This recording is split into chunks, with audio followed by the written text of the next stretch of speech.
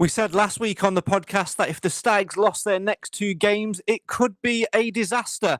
Well, that's gone and happened, hasn't it?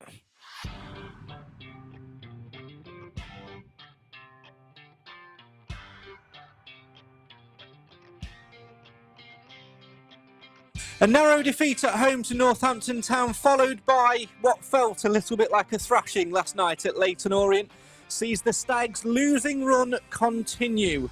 6 straight defeats now in Sky Bet League One, and it isn't looking good, especially with the news that striker Lee Gregory is set to miss the remainder of the season through injury. It's time for some truth bombs. Is Clough good enough to continue? Are we good enough on the pitch? Do we need to look at the board for a little bit of inspiration? And where do we go from here? Can Mansfield Town survive? Can they turn it round? Or is the Titanic, like Iceberg, about to strike right in the heart of Mansfield Town Football Club? As always, come and have your say on your team on the show for the fans, by the fans. This is the Mansfield Matters Podcast. Hello, good evening, and welcome to the Mansfield Matters Podcast, the show for the fans, by the fans. Why? Because Mansfield always matters. Well, it's not been a good week to be a Mansfield Town fan, that is for sure. Striker Lee Gregory ruled out for the remainder of the season, according to boss Nigel Clough, according to early prognosis. 2 back-to-back defeats, extending that losing run, and another step backwards in terms of performances. It looked like the Stags had turned a corner against Northampton, but then for 30 minutes at Leyton Orient, where they went from 0-0 to 3-0 in quite quick succession, the Stags were poor yet again. As always, we want you to have your say on your team. What needs to change? Is Clough still the man for the job?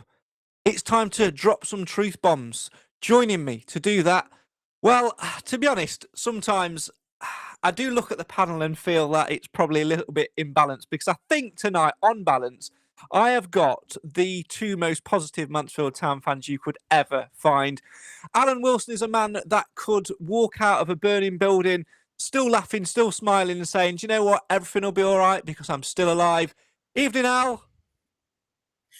Evening, Craig. Evening, everybody. And I've got a man who often joins us on the podcast when we, like Nigel Clough, are down on numbers and have bodies missing.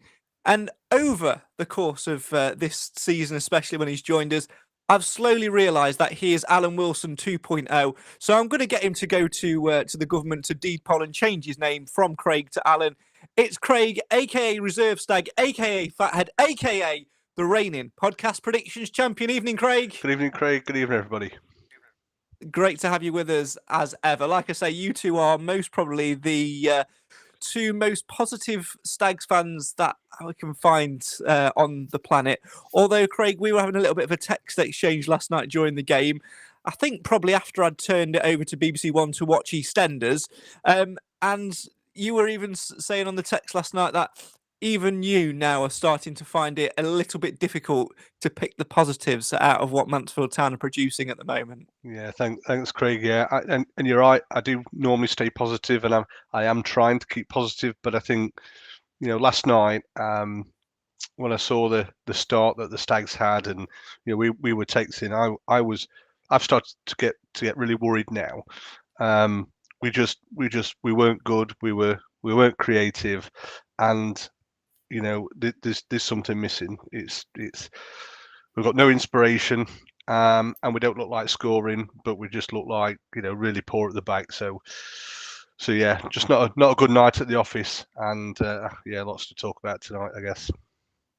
I think what's more frustrating, Alan, is the fact that against Northampton, it looked like for a minute we had turned a corner. We played for probably 75% of the game rather well. We changed shape. We looked like we had a few more ideas, but it was just one of those nights where we conceded a daft goal, a soft, poor goal, and didn't react to it. Yeah, and I don't think it helps when I know it's not a matter of saying, excuses, but we have got injuries, as we know. I just don't think that Kilgore and Flint play well together. You know, is one like it used to be Brunton Flint. You've got a speedy chap at the side of him. You know, he's a bit lethargic sometimes, but very good in the areas we know. It just seems to be that Kilgore and Flint just can't play together. And I mean, that was the pairing last night, and it just looked, it didn't look right. You know, as we know, Aidan got took off, whether he should have done or whether he shouldn't. That was Nigel's decision. But they played a lot better in the second half. But, you know, it was just a poor showing. Like you say, 3-0 down after 30 odd minutes, whatever it was, and it wasn't good. Yeah, I think the thing, let's go with the Kilgore Flint situation for a minute, Craig. I think that's twofold for me. Fold number one is the system in which we play them, because, you know, we saw Flint play against Northampton in a back four. We changed shape in that game, and he looked absolutely solid like the player he was last season. Whenever we see him playing a three, he's not good enough. He's too slow, gets caught at position a little bit, because it is, no matter what you say, it is a completely different position when you're playing in a back three compared to a back four in terms of your position on the pitch and the job and the role that you have to perform. Second fold, I think, is actually Alfie Kilgore. And Nigel Clough has said this, and we're going to delve more into Clough's comments later on and sort of analyse them a little bit. But Alfie Kilgore still is struggling to get back to full fitness after the injury that he had. He's not had a pre-season, and yet he's having to be relied on a little bit more. And we sort of saw when he came back that he would play in dribs and drabs. But at the moment, because we've got Dave missing, because we've had Bailey Cargill suspended, we've had no other choice but to play him a little bit more frequently.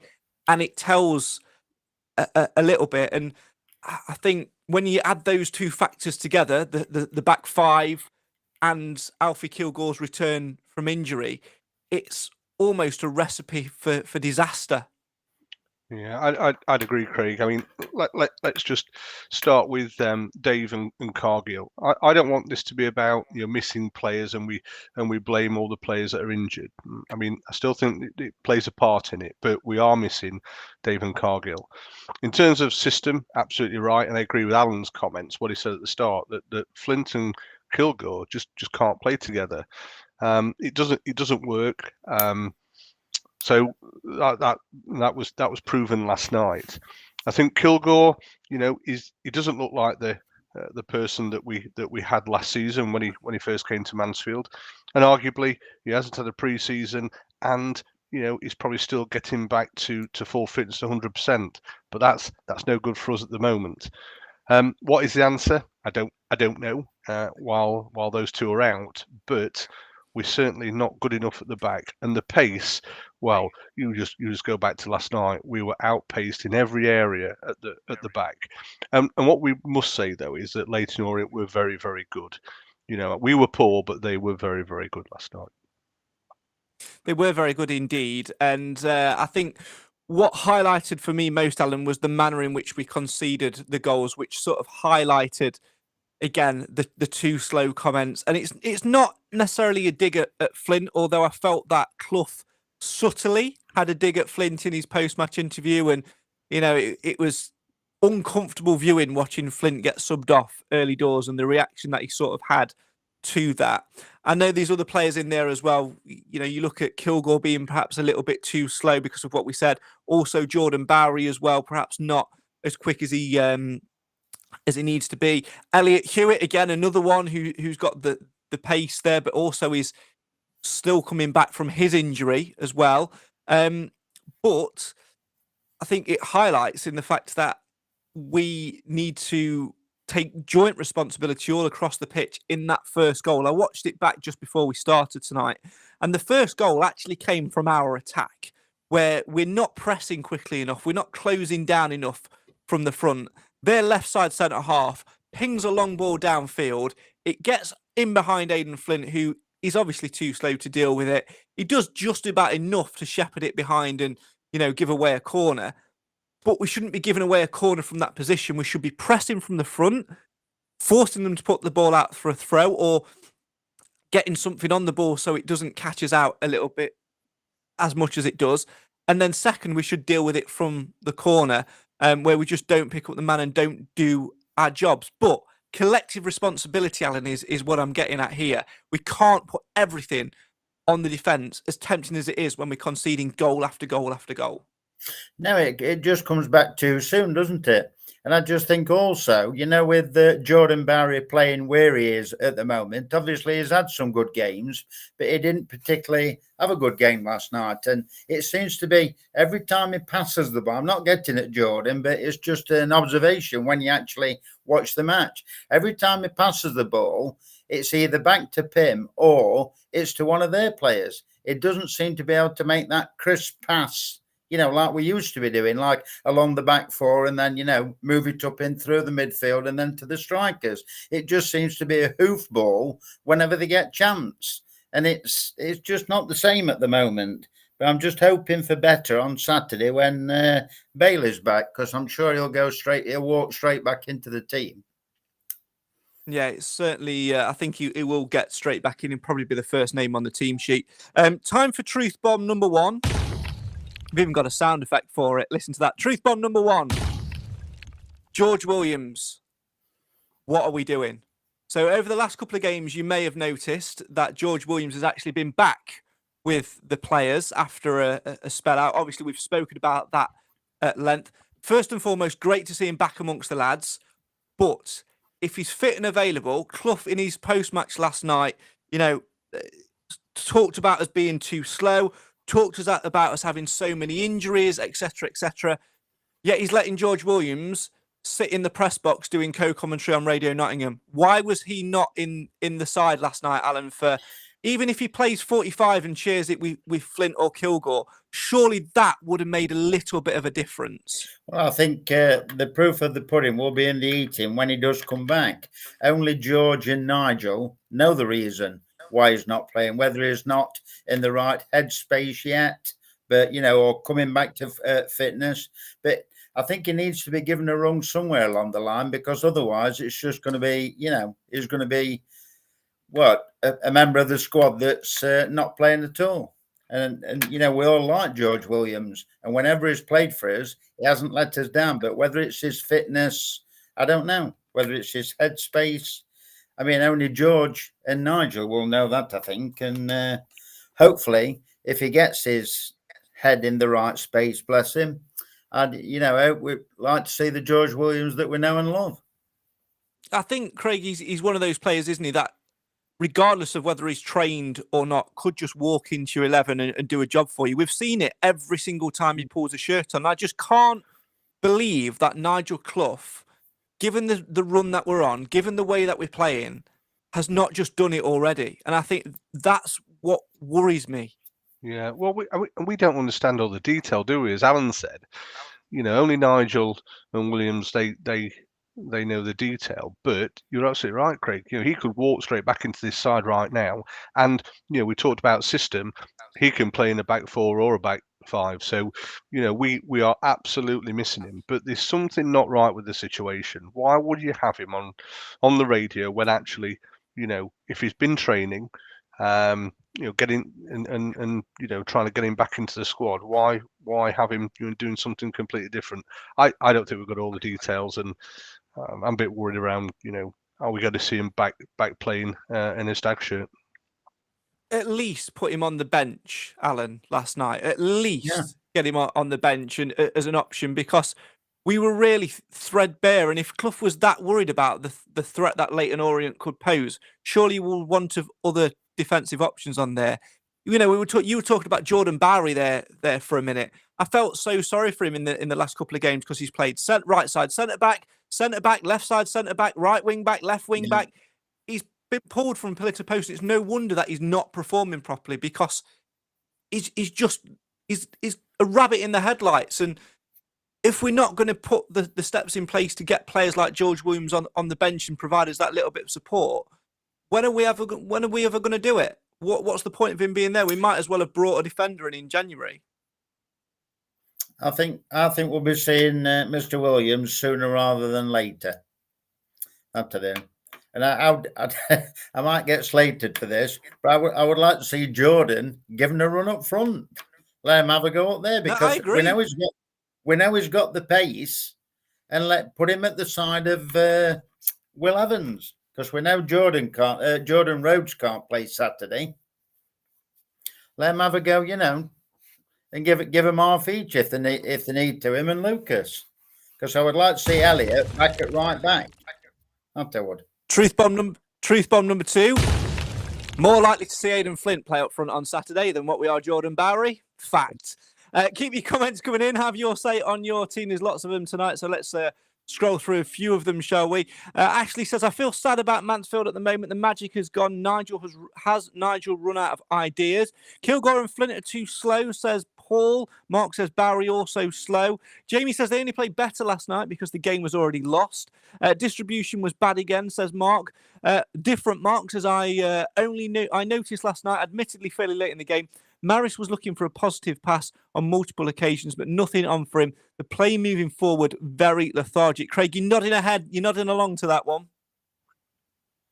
Yeah, absolutely, Craig. We were lethargic last night, and there were some green shoots. Let's just say, I thought Vickers was really, really good. He was the only one that was trying to be creative. Maris, when he did come on, he was looking for the pass and couldn't find it. But Vickers, he was trying his best, trying to turn the game around. But we just looked poor all over the pitch, didn't we? Giving the ball away too easily, and then trying to win the ball back towards our goal. So yeah, just not a great night at the office, really, Craig. Certainly wasn't. Let's look at one positive, Alan, as Mark has just put in the comments, because I don't want this to be all doom and gloom, although, we are in the situation that we are at the moment. Callum McDonald, thrown back into the starting 11 last night, just 3 weeks ago, was absolutely nowhere near the squad. He wasn't, of course, registered in the first half of the season due to Mansfield having 23 over 21 players, as opposed to the 22 that they can register. Callum McDonald was the unfortunate one to miss out, which, all things considering, I think at the start of the season was probably about right, because you had Fraser Blake-Tracy, you had Stephen McLaughlin, plus you had Jordan Bowery, and as well as the options as at left back. And I think Callum McDonald was probably the right player that we could have got out. We didn't, but we could have got out to develop him a little bit as well.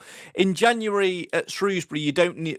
In January, in general, you don't need to actually register anyone because it's an open registration window. So he was therefore available. Was on the bench last minute against Shrewsbury and sort of came on and looked quite bright. Then we get the news about Reece Oates being injured, but because we'd brought 2 attacking players in Caelan Vickers, under 21, so doesn't count towards the registration, and Jordan Rhodes, who replaces Tom Nichols in the registration stakes. I hope you're all following me with this one. Callum McDonald has come back in. Reece Oates out for the season. So Callum McDonald's been given that registration spot to cover in that defensive areas.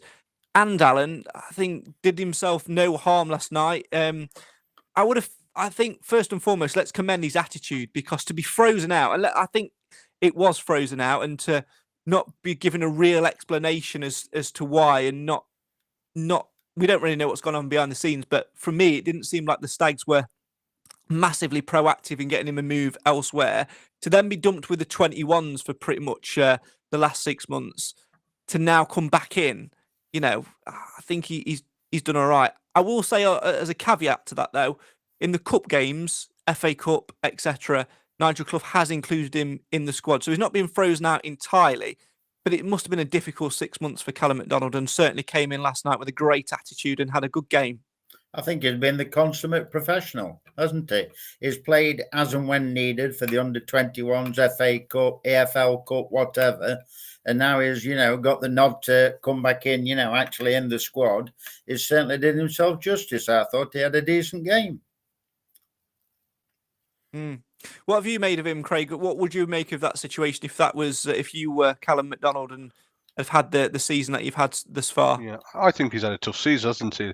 Like you mentioned, Craig, under 21s, being left out, not knowing what his future looks like, and then, almost, called back, to do a job. And I thought he did a job last night. I thought he came in, and as Alan said, He was the ultimate professional, but I thought he did a job last night. And it will take him a while to get back up to speed of first team playing, but he did a job last night, and obviously wasn't good enough from a team performance, but I thought he came back and like Alan said, he was the ultimate professional. Certainly was. Keep your comments coming in. Have your say on your team. Again, there's plenty of things to talk about and go in different directions. And I think we have to address the elephant in the room at some point, and that is the situation that we're in. But I want to do so by going around the houses a little bit. And there is a point to it, and that is analysing some of Clough's comments from last night. Nigel Clough, for me, is one of the most honest managers that we've ever had. It's quite actually refreshing to hear him sometimes after games. However, it can also, admittedly, get a little bit frustrating. If, we were talking last week on the podcast, and if a manager loses, 6 games on the spin, they are going to be scrutinised in terms of the safety of their job. You've only got to look at what happened to Paul Warne at Derby. He took them up last season, turned the fortunes of the club around, took them up last season to the Championship, and essentially did what Nigel Clough has done for Mansfield. Overhauled the squad and propelled them into the higher division. Had a poor start, had a horrible run of games, and has ultimately been sacked. Clearly, there's probably a little bit of something else which has gone on behind the scenes because he was given a transfer window. But the point I'm making is a decision was made at some point after a poor run of form. The difference with Mansfield, Alan, is it becomes more difficult because of who Nigel Clough is. And I'm not for a second saying that I advocate a managerial sacking based on 6 consecutive defeats. And if we're sitting here on the podcast next week with 8 consecutive defeats, I probably won't be advocating that either. And that is because of 2 things. The first, of course, is the fact he took us up in the first place. The second is that there is no expectation on us to finish anywhere other than 5th from bottom. And realistically, we are actually on course to do that. It's only the fact that we had that good form early in the season, which is why we're all feeling a little bit nervy now and a little bit frustrated. But you have to look at what the future holds for us as well. And I think, like Marcus said in the comments, we're probably waiting to see where we're at with him at the end of the season.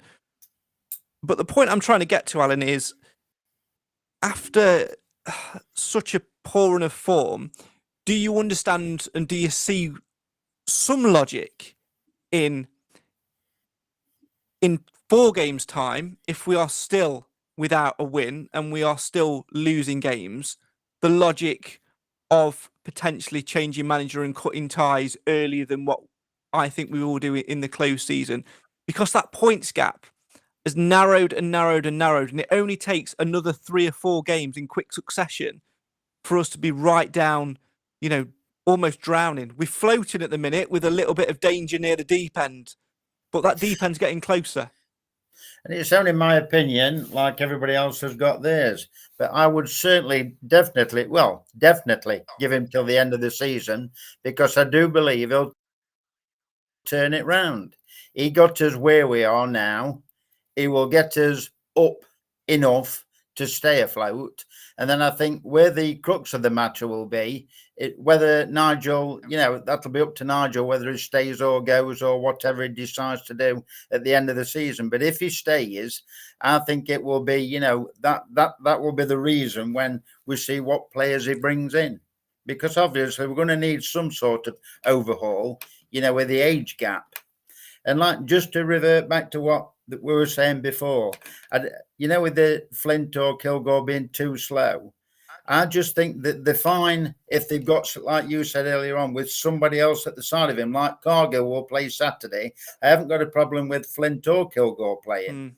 I'd prefer George Williams, but if that's not possible at this present time, I would see Flint and Cargill, or Kilgore. Cargill and Kilgore. You know, I don't think they can play together, but one of them is quite fine. But on the Nigel thing, give him time. I think the thing is, though, Craig, the sands of time do run short after a while, and is giving somebody time, and then there's losing the games in the row that we have been doing and playing in the manner that we've been doing. Because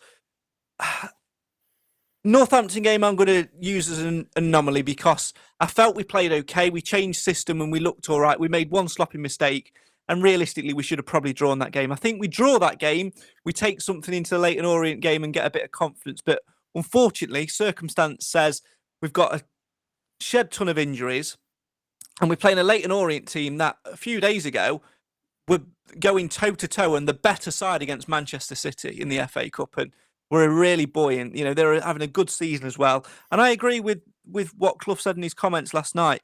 For the first 30 minutes, they were too good for us and scored 3 good goals and put the game to bed, and we were nowhere near it. After that, they took the foot off the gas, and yes, we settled into the game and had some good situations, but we were never going to get back in the game. And if we had, we could, I don't think that Leyton Orient would have sort of rolled over. They'd have just turned it up a gear again, and we'd have been licking our wounds even more. What I want to get at, though, Craig, is where we are this season in terms of age. We come up with this comment so often: our players are too slow, our players are too old. We've had, I think, the oldest ever average starting 11 in League One history. Our average age, I think, against Leyton Orient was something like 29 compared to Leyton Orient's 25. We've got 9 players over the age of 30. Says Craig in the comments. We're too old and too slow, and they've run their course. There's 2 parts to that. The first is we have taken the squad from last year and given them the opportunity that they deserve, that they earned last season from getting promotion to play at a high level. The second part is, though, in the summer and in the transfer window just gone, why didn't we make enough additions, and who was responsible for that? Was it Clough and his recruitment team going, actually, no, we're all right, we've got enough? Or was that a mask? And really, the owners should have put a little bit more meat on the bone in terms of what's available. What's your take on it? Because I can see the argument from both sides, and I feel like I lean a little bit more to the latter when I analyse things. Yeah, it's an interesting one, Craig, isn't it? So if we start with last season, League Two, we certainly had an older squad just like this season. But I think what we did see, the togetherness of that team and how, that got us through into, to promotion. And I think, I don't know what Clough's thinking was, but some of it must have been, we need to keep some of these players together. So, some of the ones that he thought could cut it in League One and keep that togetherness, because it was absolutely clear last season, how all that team played for the shirt and for one another. But in the summer, we had the opportunity to bring, some more players in, and he chose to bring who he wanted to.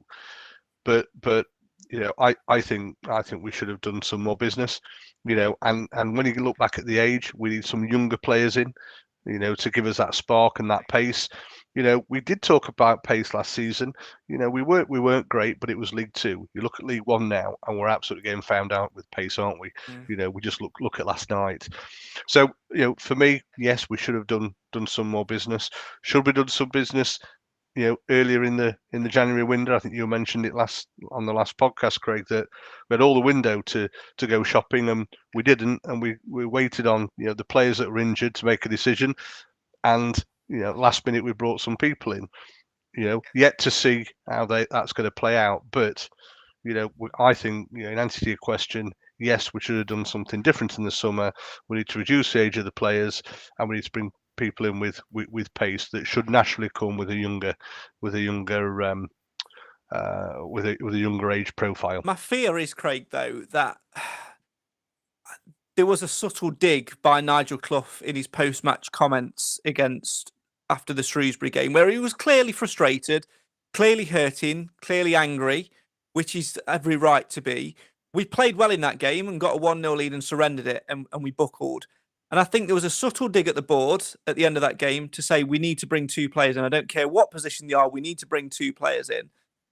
I think he'd been asking to bring some players in prior to that, when we had that little struggle in late November, early December time, just before the Christmas period, when we probably masked our performances with some good wins over that couple of weeks, Peterborough, etc., and then Stockport, etc. I think we probably masked it a little bit then. And I don't think he was probably given the resources that he quite wanted, because we'd already got the results and put ourselves into, and here it is, a false position. And Nigel Clough called it out in his post-match last night. We are in a false position, or we were in a false position, and now it's starting to show. But the fear is that because we've been up there and we're starting to tumble, it's very hard to get yourself out of that tailspin. But the question that I'm getting to is, in the summer, when we are having to rebuild an entire squad pretty much because 90% of these are out of contract, are we going to do the same thing again and bring players in on free transfers who are probably of a certain age bracket, who, because they're on free transfers and being released by clubs, have probably got the same injury worries and things as well? Is it going to be an ongoing cycle of tightening the bootlaces, or are we going to back him? Yeah, it's a really good question, Craig, isn't it? Because, my fans already said it. I want to see Nigel stay to the end of the season. I think he's the man who will keep us up, and I think he will do that.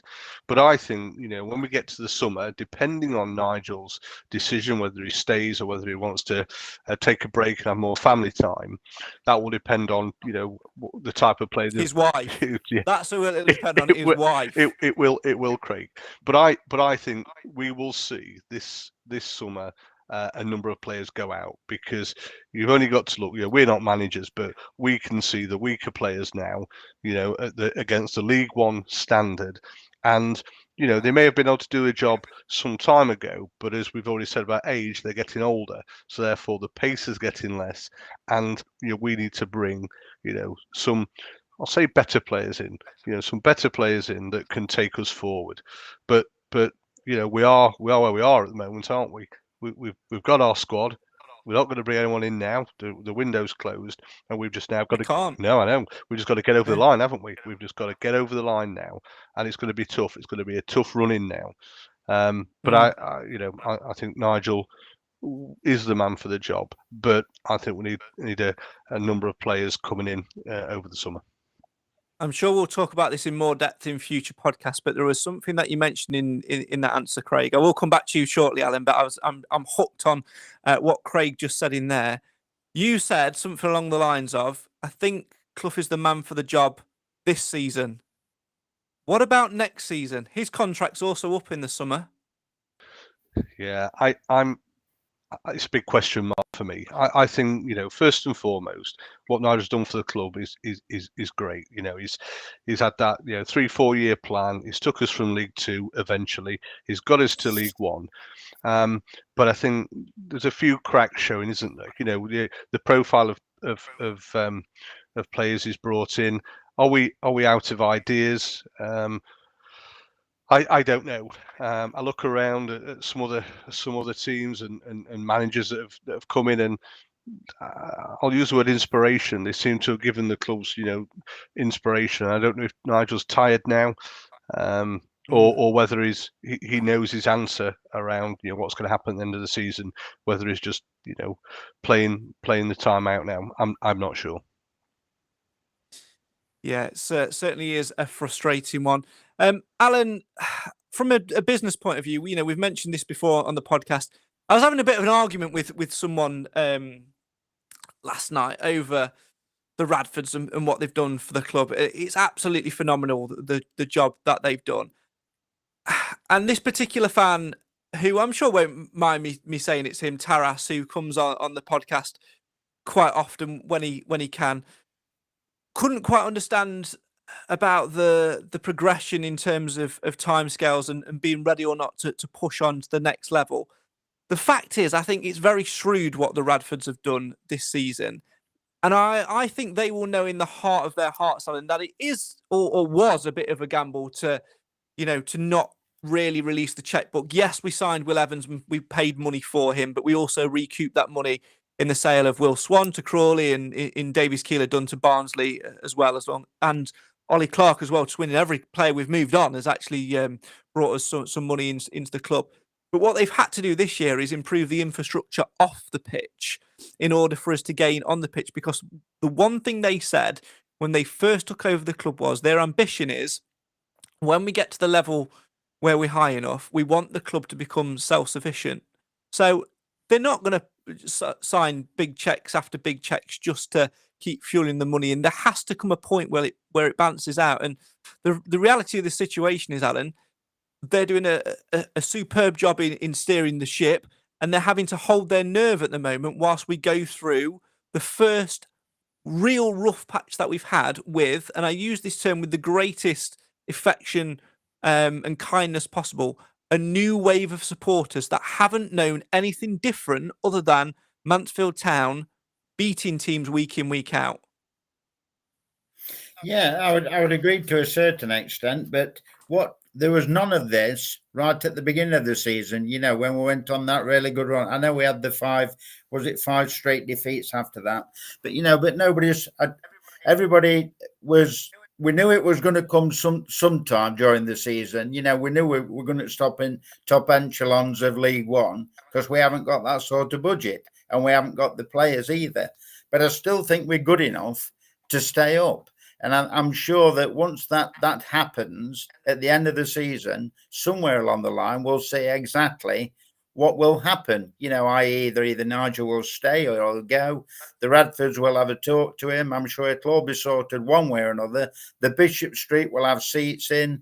And, I think it will come good in the end. But it's like we said before, we've got to ride the storm. It's like when you play Monopoly. Don't go buying all the houses on the board early doors, because otherwise you will make yourself bankrupt and you'll be flipping the board and having a family argument. You've got to be tactical with what you do. But it's a case of the infrastructure. The biggest question mark, Alan, I think, is not over this season, because in our heart of hearts, I think we all know we will just about survive. It won't be pretty, it won't be sexy, it'll be ugly, it'll be hard, it'll be difficult, it will be rough at times, and it'll be difficult to watch and witness as it is at the moment. But heart of hearts, we will get over the line. We'll stumble over the line with quite a lot of grazes and bruises.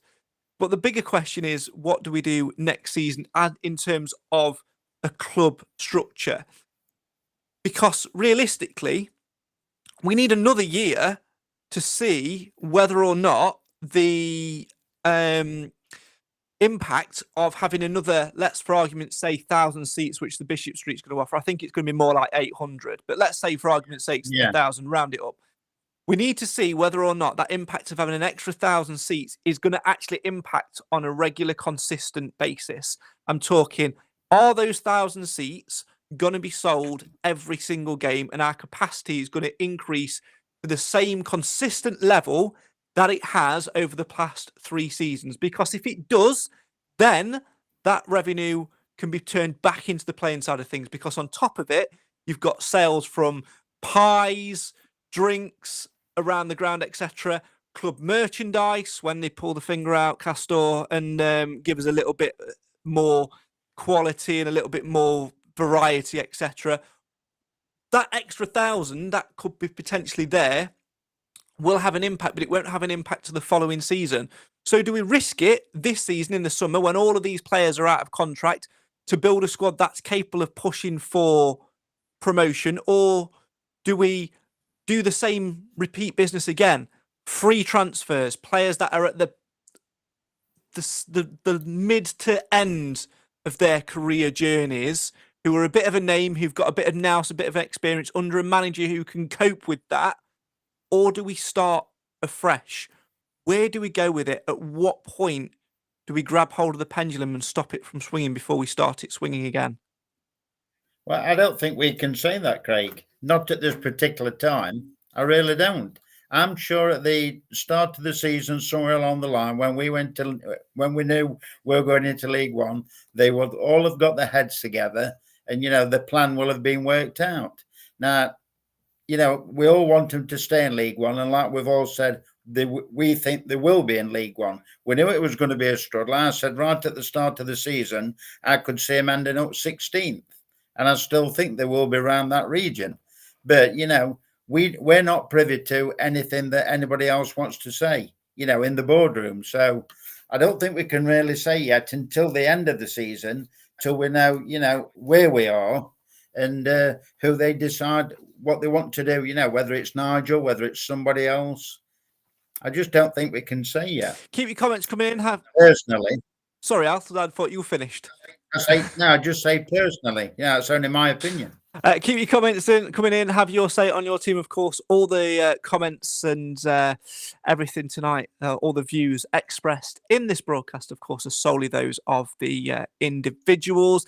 And you are, of course, welcome to have yours in the live feed comments. That is what this podcast is all about, having your say on your team through the good, the bad, the beautiful, and the goddamn ugly. And that's just Cam. Keep your comments coming in. Have your say on your team, as I say. Just trying to pick out the ones which are relevant for the discussion that we've just had, to be honest, because there's others that I want to come to which will pinpoint other discussions later in the show. Tracy says, I agree, Craig. I don't think the Radfords will put their hand in their pockets for the quality players.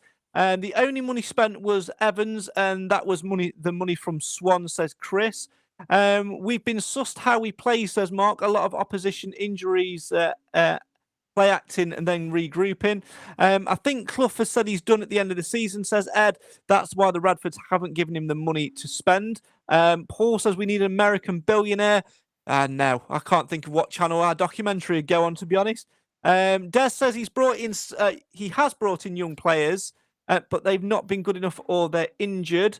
What happened to the award-winning pies? Bowring, says Mark. Breaking news, says Paul, next signing in summer, Chelsea pensioners. And he also adds, Alan Wilson might get in the team if he's not crocked. I would pay good money to see Alan Wilson up front for half a game. Brett also asks, where's George Williams? We discussed that earlier on in the show, obviously, with everything that's gone on. But he has been back in and around the squad in the last couple of games. So still plenty more to discuss on tonight's show. So come and have your say on your team. You've got about 30 seconds to go for a wee and maybe put the kettle on if you're quick enough.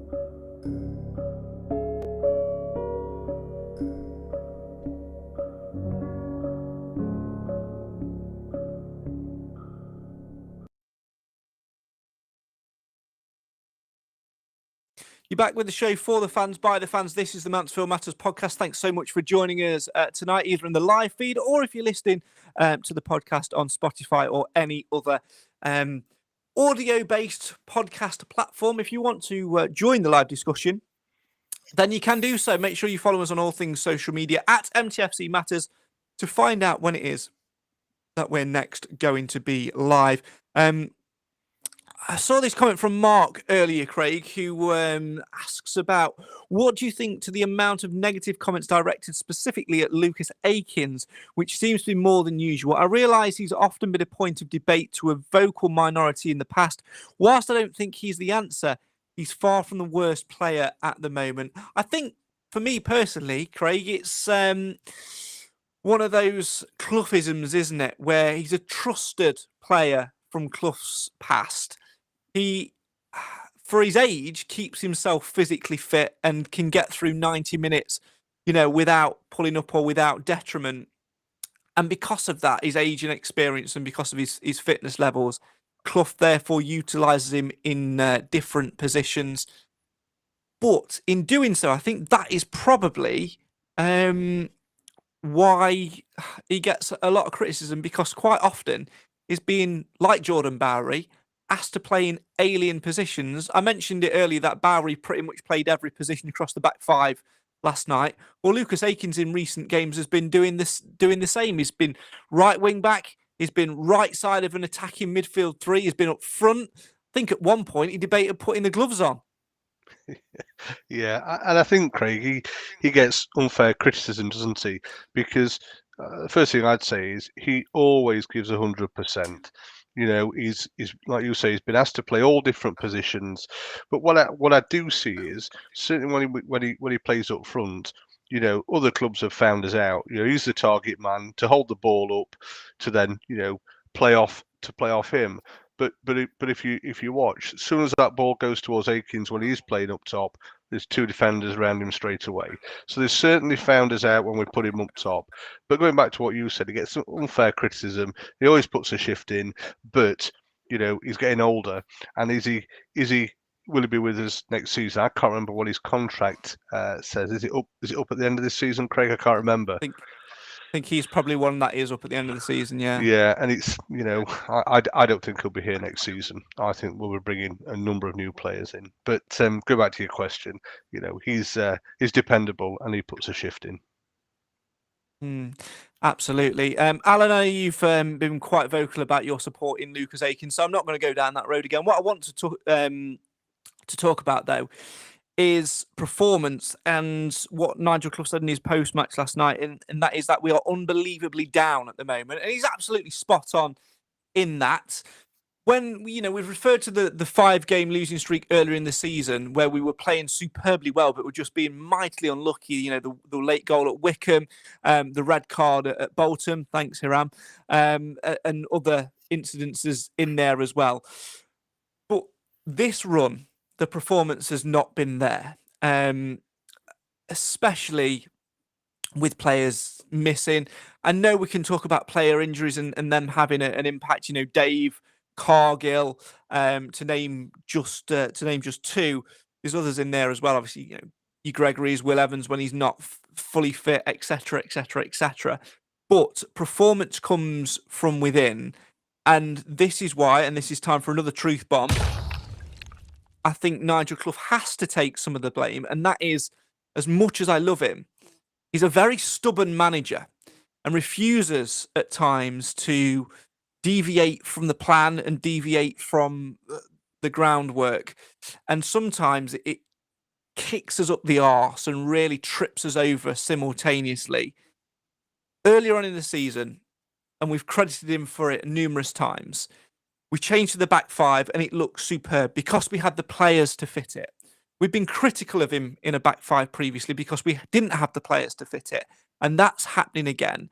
And at this level, with a lack of confidence, with a lack of firepower up front, we are being punished for it. And we are almost setting ourselves up for, you know, a draw rather than going for a win.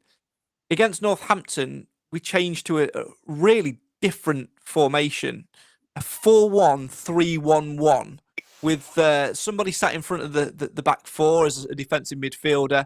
Caelan Vickers, who's been a bright spark in his 2 games since signing, just behind the striker. And then, you know, the two wide men pushing on, either going back to wing, back to defend, or pushing higher up the pitch. And it seemed to work for us to get a little bit of fluidity. So, Alan, my question is, does Nigel Clough need to shuffle the pack again and take that little bit of a step back almost and go, right, I've not got the players I've got. And there's a very old saying in life that you can only play with the hand you dealt. Do we need to evaluate the cards that we've got in our hand and go, actually, we can't play this formation because Flint's not quick enough, Kilgore's not fit enough, so we need to change it and we need to adapt it. We did it about 4 times last night and it tripped us up. I'm going to say, he said that he alluded in his interview, a part of it, that he'd got the shape wrong, didn't he? Earlier on in his interview, he said that. But obviously, I wasn't at the Northampton game. So you say it was a 4-1-3-1. 4-1-3-1-1. Oh, right, yeah. Yeah. That does add up, doesn't it? Hang on. 4-1, that's fine. 3-1. Yeah, that adds up, yeah. I assume Gregory was playing. Now Gregory's not playing. Now could Will Evans take that role on if he needs to? Because I mean, obviously the back four, stroke five, whatever. Hopefully a back four, in my opinion. I prefer 4-4-2 personally. Cargill will make that stronger out of 100% fact on Saturday when he plays. Now, could he, with the players that he's got, could he still do that? Could he, obviously Rhodes can't play, can he? Not Saturday. And if it's got this, 4-1-3-1, whatever it was that you said against Northampton, could that happen again if it did work? We played it a little bit last night as well. Albeit with a different, not Gregory being the king. When we took Flint off, that's what we went to last night, and we shuffled across and went with Kilgore and Bowery at centre back together, who looked all right. And then when Hewitt and Bowery played centre back together, they looked quite stable for a while, and we looked comfortable in the game. And then for some reason we changed it again and went back to wing backs. Because I mean, didn't Caelan Vickers predominantly play on the right side last night? Didn't he, like a winger? Yeah. Where did he play? Where did he play against Northampton? Was he more in the middle, attacking just behind? Started off on the left-hand side of an attacking three, and then switched with, I think it was Boateng, and went into just behind the strikers. Right. I think it all depends. The players he's got available, and that will determine more or less what position, what style he has to play, whether it's 4-4-2, 5-3, whatever. But there's so many people at the moment. I know the confidence is right down among all the team, but there's so many people having a bad time. There's you read, there's 40-yard passes aren't coming off at all like they used to do. Aaron Lewis, you can name quite a few that haven't, sort of a bit down on what they would normally be. And I'll probably get slated for it again, but I thought Akins had a reasonable game last night. I certainly don't think he was the worst player last night. I thought Boateng did reasonably well. But, it all depends who he's got, Craig. It's his availability, depending on what. And then, depending on the state of the game, whether he has to change it, forthwith. Like we mentioned, Craig, Clough did say last night that the players are unbelievably down at the moment. This is where, though, his managerial expertise has to come into fruition. It has to come into play. We've got to do something as a squad, not necessarily on the training ground in terms of, changing shape, etc., etc. Forget the football for the moment. This is about leadership now. This is about pulling a group together to try and get the confidence back. We need something to turn that round. I don't have any of the answers, but let's put yourself in a position, like, for example, if you're a manager of a team in a normal working environment, and the team's had a really tough time of it late, they're getting a lot of stick from social media, through no fault of their own. There's been a few sort of iffy results. They've not quite hit the targets. It's been quite demanding, etc., etc., etc. And you can just sense that morale around the place is really low. People are snapping at each other. There's an aura in the air. When you walk into the room that something's not right. You're a manager of that team.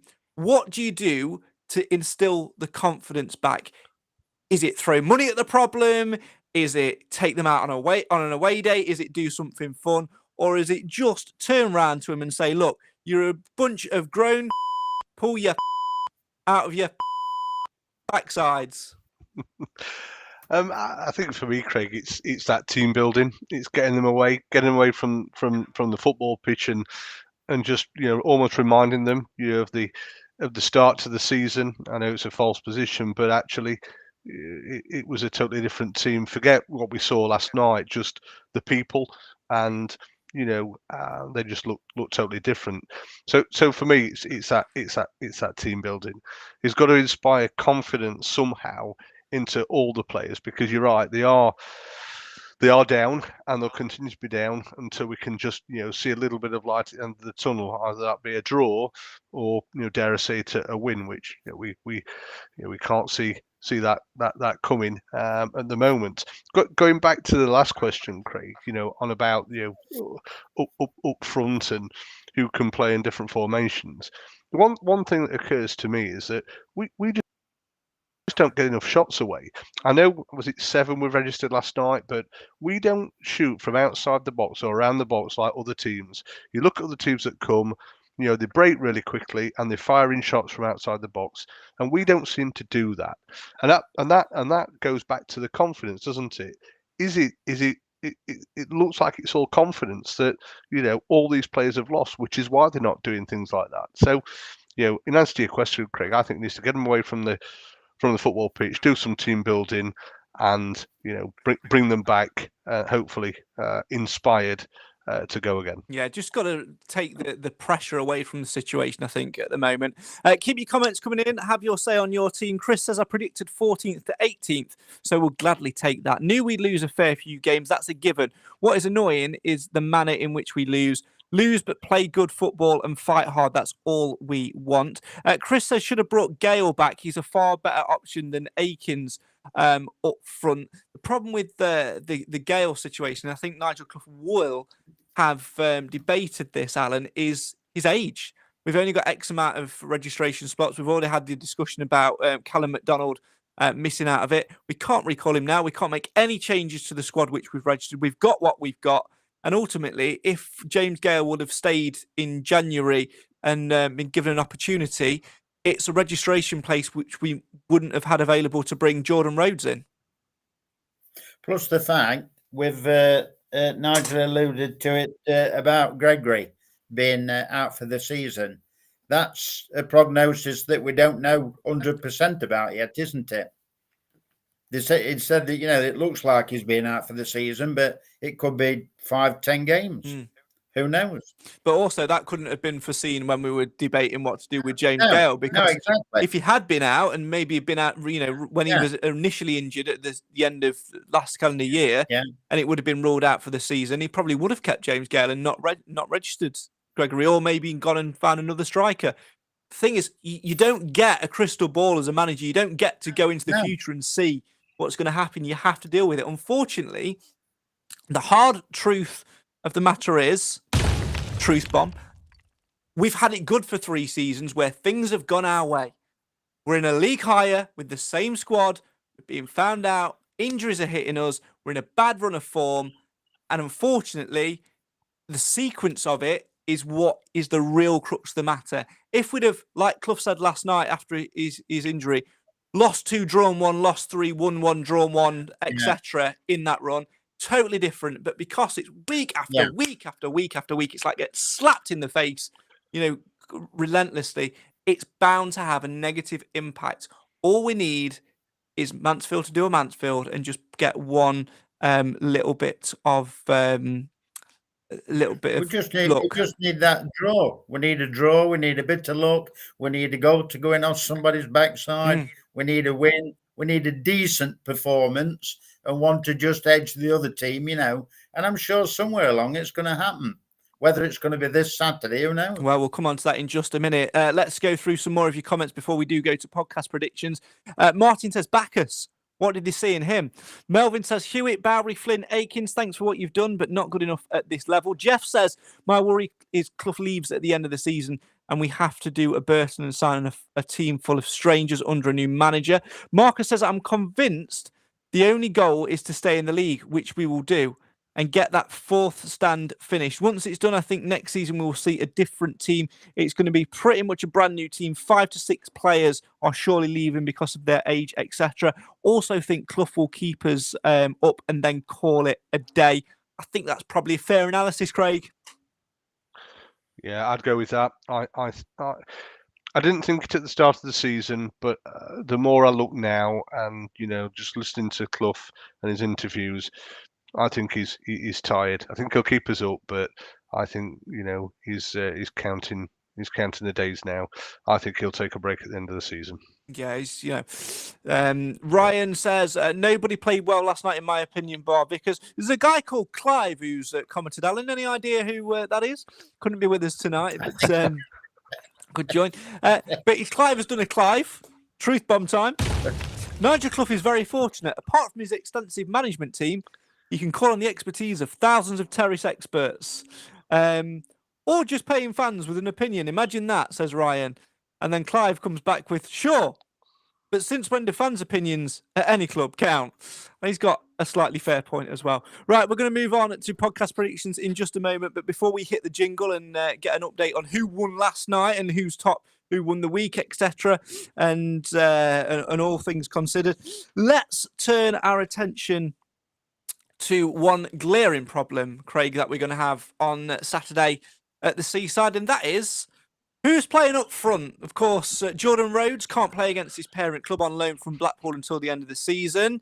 Will Evans, 50-50, was back on the bench last night. Probably shouldn't have brought him on. Lee Gregory out. Are we going to have to rely on, you ready for this, Ben Waine?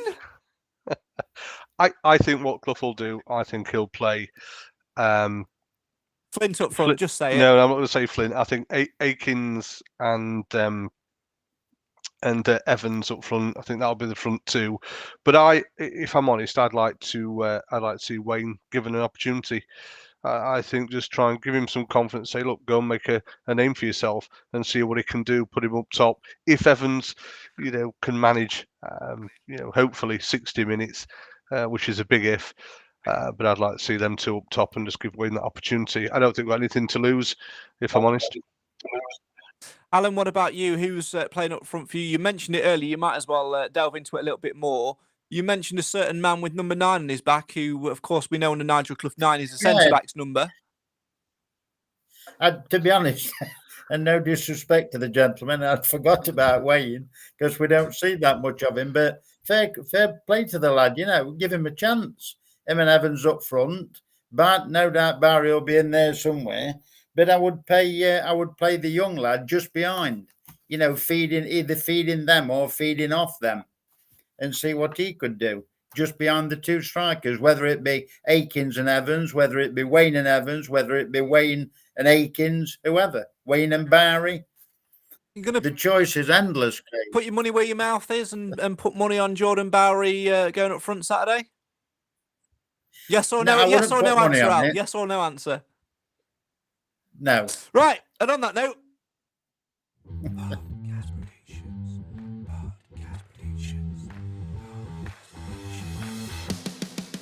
So can you be the master or an embarrassing disaster? In this guessing game, there's a simple aim. It's outguess the rest and be the best. Win, lose or draw. Do you know the score? Who will be your hero to make sure you don't score 0? Yes, it may be fiction, but this is Podcast Predictions.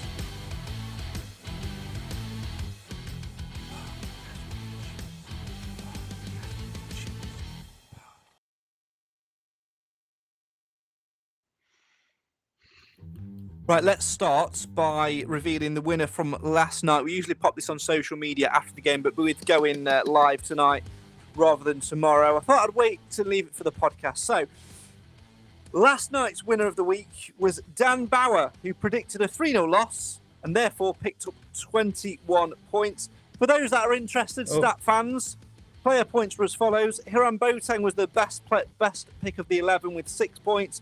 Lewis Reed picked up 5. Jordan Rhodes and Christy Pym got 3 apiece. Elliot Hewitt, Callum McDonald, George Maris, Aaron Lewis and Jordan Bowery picked up 2 points apiece, whilst Akins, Backus, Vickers, McLaughlin and Evans picked up 1. Kilgore and Flint got sod all, and everyone else would have got you -5. Let's delve into 2 games to predict then. And I'm going to start with our guest.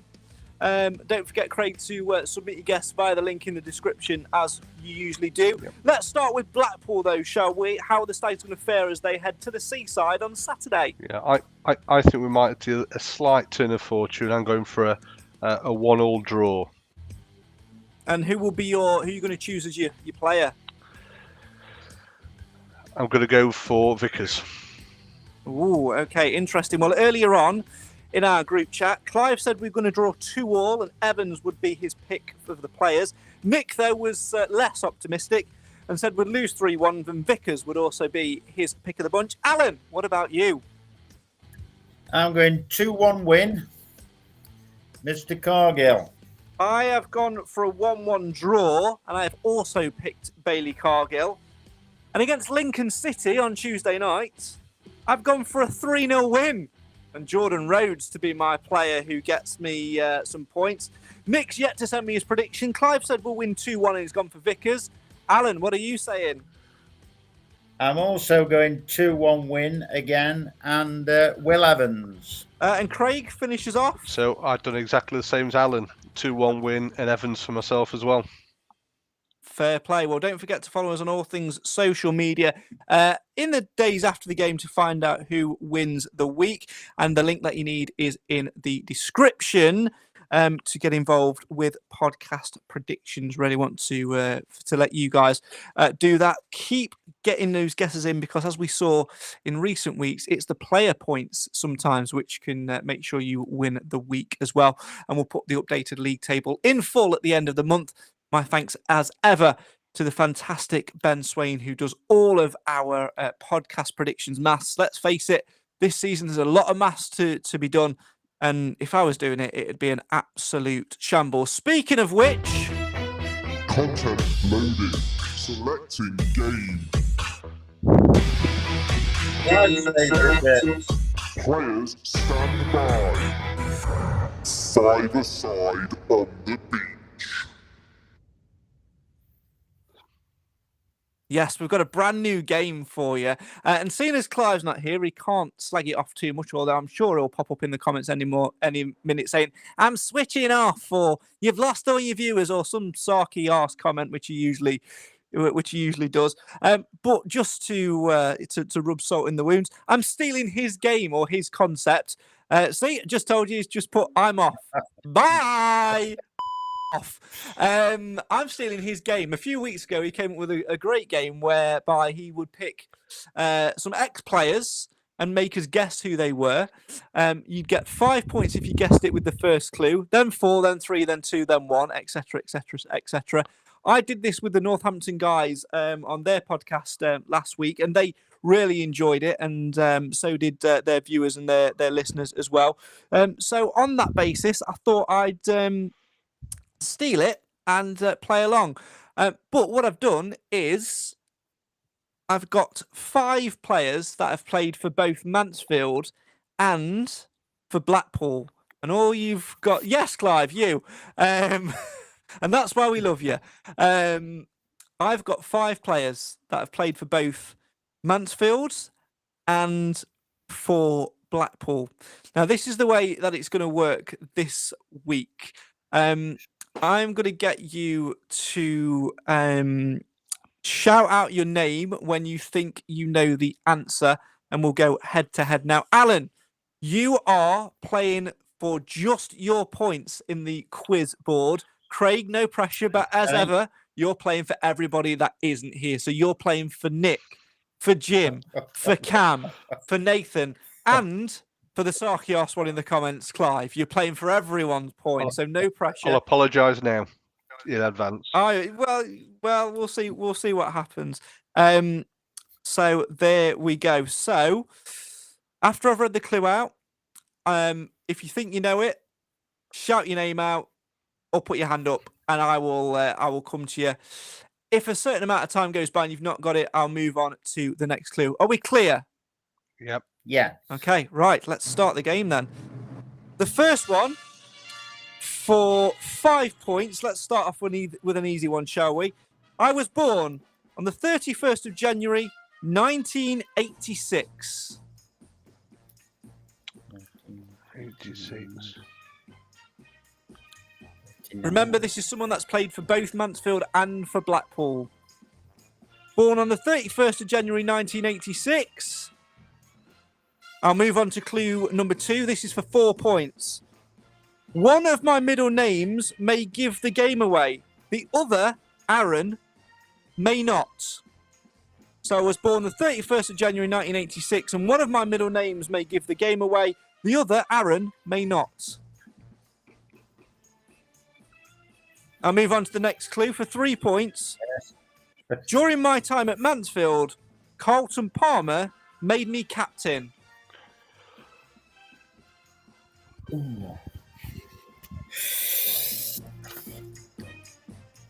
think Alan's getting there.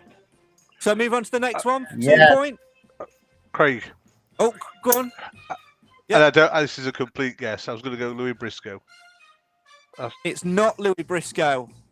So, Alan, you've got the remaining clues. Oh, I didn't know that. Craig, I didn't know I'd locked myself out. Sorry. Yeah, you've locked yourself out. I'm putting some jeopardy in there.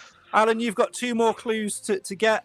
For 2 points, I've played at the very top, not long since watching the Stags sink to the very bottom. The only other person I can think of is Alex John Baptiste. And you are absolutely correct, Alan, for 2 points. Well done. So I'll move. I was going to say that for 5, but I weren't brave enough. Well, that's it. You got it. I didn't think it was that old. Bravery is the name of the game, isn't it? So there we go. Right, we'll move on to the next one in just a minute. So the first one was Alex Baptiste. And I'm going to see how we get on with this one then. Here is number 2. I was born, for 5 points, Craig, you back in for this one. Yep. I was born on the 15th of April, 1995 in Greenwich. I was born on the 15th of April, 1995 in Greenwich.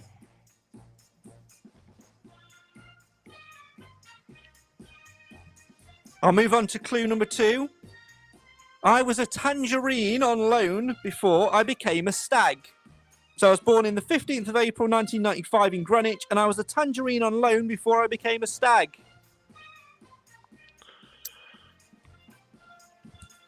For 3 points, I suffered a bad injury away at Colchester.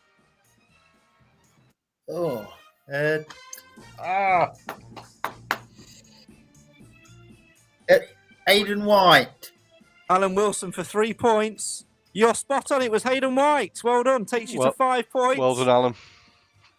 Right, 3 more to go. Let's. I didn't know it. Let's go with a toughie. I didn't know he'd played for Blackpool. Yeah, he played on loan for them before he joined Stags. Yeah. Let's go with a toughie. This is probably the hardest one of the lot, I think. But you never know. It might suit, with no disrespect, it might suit the older generation of supporter. For 5 points, I was born on the 28th of August, 1947 in Sheffield.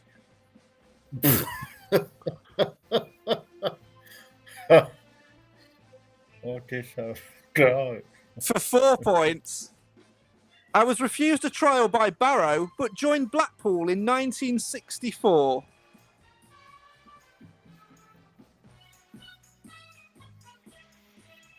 For 3 points, I'm best known for my spell with Liverpool.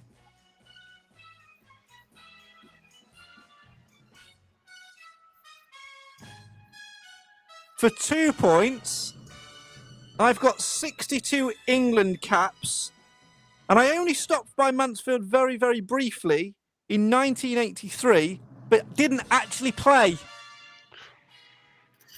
No, it can't. Have be. a guess, Alan. You never know.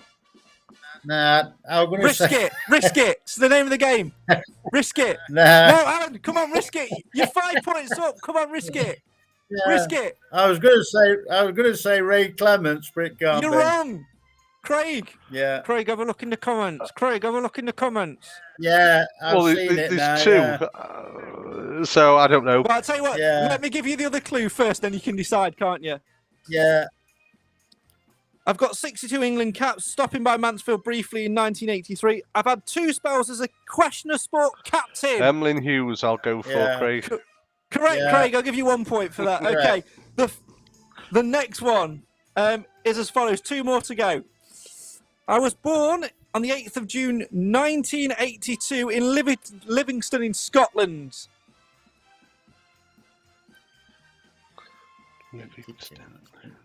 That's 43.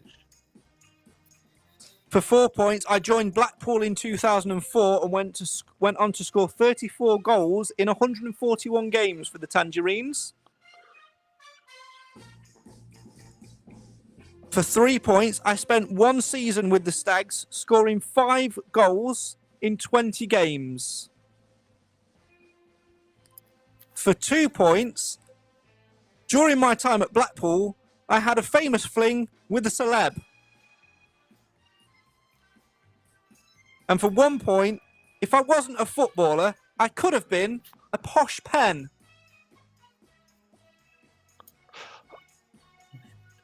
Go on, Craig. You've just had a light bulb moment. I've seen it. I think I know that. If you get the surname, I'll Well, I'll give it go you. for Parker. It is Parker. Do you know the first name? No, I can't think. I don't know why. Alan? Do you know the first name? Ooh. Go on. I think it's on the tip of your tongue, isn't Yeah. it? Go on, have a go. It is. I just can't think. The letter is K. Oh. Not Kieran. Close. Go on, say it. I think you just said it then. And you said Keegan. Keegan Parker was the correct answer. Right. Time for the last one. And there's double points on offer for this one. Okay. So Ooh. still all to play for. I was born in Storebroom on the 8th of March, 1966. I was born on the 8th of March, 1966. 59.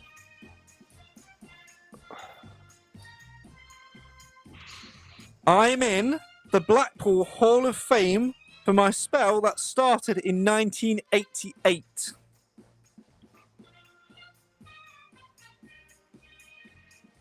My former clubs include Derby County, Gresley Rovers, and Burton Albion. I cost the Tangerines £75,000 when I moved from Derby. And the final clue is 3 words. Oh my God. Oh, Andy. What's his second? Do you shout it out first, Craig? You get the points. Andy Garner. Yes, there he Garner. is. Gets George, 2 points. So there you go. Well done. 59, is he? He is indeed. I thought you'd get it with the oh my God clue, but there you go. Yeah. I can confirm that the points at the end of that game finish with Alan Wilson on 5 and Craig, you scored 4. Unlucky. Alan gets the points. You were so close to that, Craig, but there you go. So that concludes another mad quiz. Thought of by Clive, delivered by me, and there'll be more of that madness on the show next week. Why? Because let's face it, it's the real reason that you're here right now.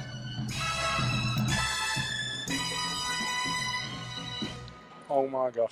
Thanks, Garns. Right, let's move back to all things footballing matters. A trip to Blackpool then on Saturday.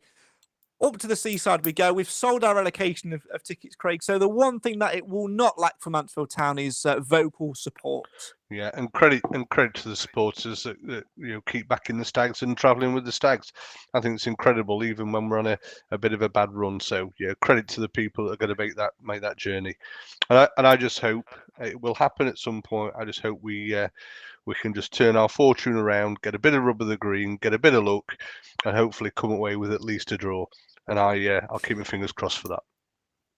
It'll happen when you least expect it, Alan. It will be the typical Mansfield thing, wouldn't it, to go to Blackpool on a Saturday without Lee Gregory, without Jordan Rhodes, without Dave, without all the players that are injured, etc., and put in the performance of their lives and come away with more than just a stick of rock.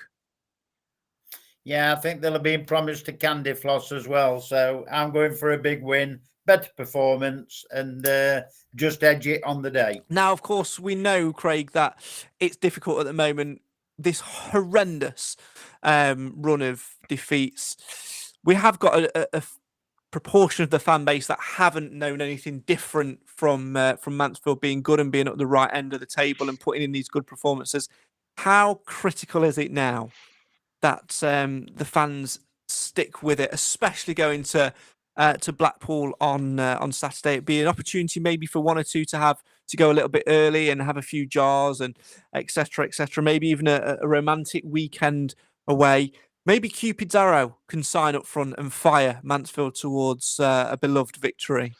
Yeah, I think it's incredibly important that we that we stay behind the team. We talk about the 12th man, and absolutely we need to make some noise at Blackpool, and when we're back at the Mill or the One Call Stadium, and just get behind the team, because it makes a huge difference, doesn't it? That 12th man.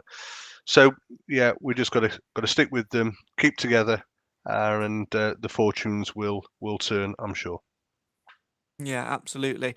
And if all else fails, Alan, we can get the violins out and we can all sit on a door that's big enough for more than one person and float away into the sunset, and in 100 years' time, recreate a story about long lost love on at sea, where somebody got stripped naked and got painted by a random guy.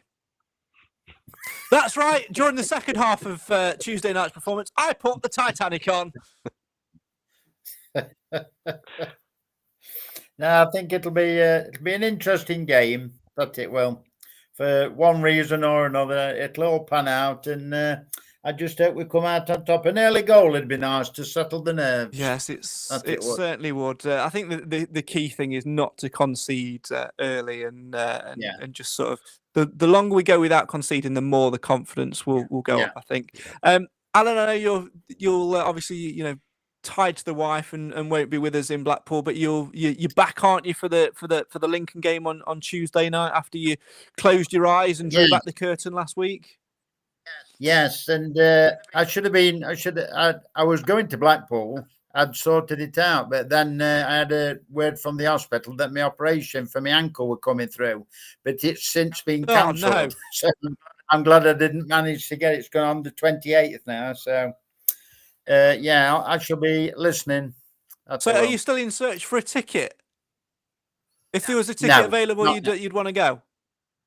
No, not now. No, so I made other arrangements, as in, through other stuff. But if I could, I was originally going to go, but never mind. Well, it would have been lovely to see you there. Craig, what about you? It would, this weekend? What are your Valentine's plans, which probably don't include heartbreak watching the Stags? Yeah, I might have some Valentine's plans, Craig, but no, I'm going to miss the games going away with the family, half term next week. So yeah, going to miss them, and going to miss the Lincoln game as well, which I was looking forward to, if I'm honest, just to try and get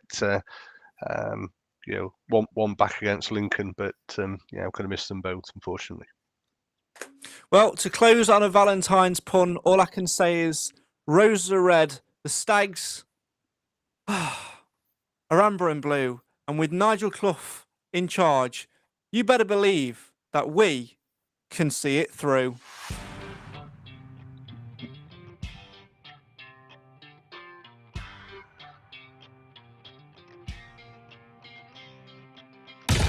We've fired off numerous truth bombs tonight, and in the end, I think we've all reached the conclusion that we can stumble over the line and we can get to where we want to be at the end of the season, and that remains the same objective as it did before even a ball was kicked.